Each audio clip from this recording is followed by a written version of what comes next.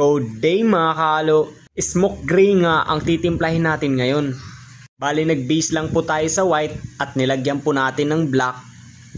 At isunod naman po natin yung crystal blue.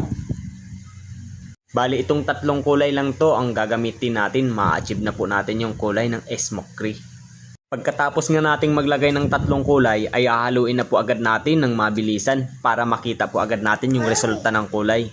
At para makita rin po natin kung ano pa yung kulang na idadagdag para ma-achieve po natin yung smoke gray color.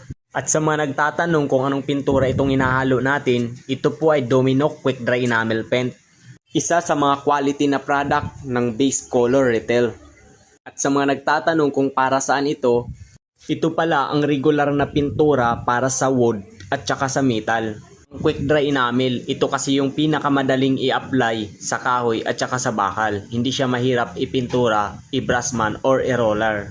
At sa mga nagtatanong kung anong thinner halo dito, ang regular thinner nito ay paint thinner. Purpose naman po ng paint thinner ay panghalo dito sa pintura. Ang ratio naman po ng mixing ng thinner dito ay tansyahan lang. Halimbawa po nagpipintura kayo tapos medyo malapot na po yung pintura, doon lang po kayo maglalagay ng paint thinner para lumabnaw po siya ng kaunti. Para hindi po siya mahirap ipintura, yun po yung purpose ng paint thinner. Kaya kung nagustuhan nyo po itong ating video mga kahalo, pahingi naman po ng suporta nyo kahit isang palo lang. Thank you for watching.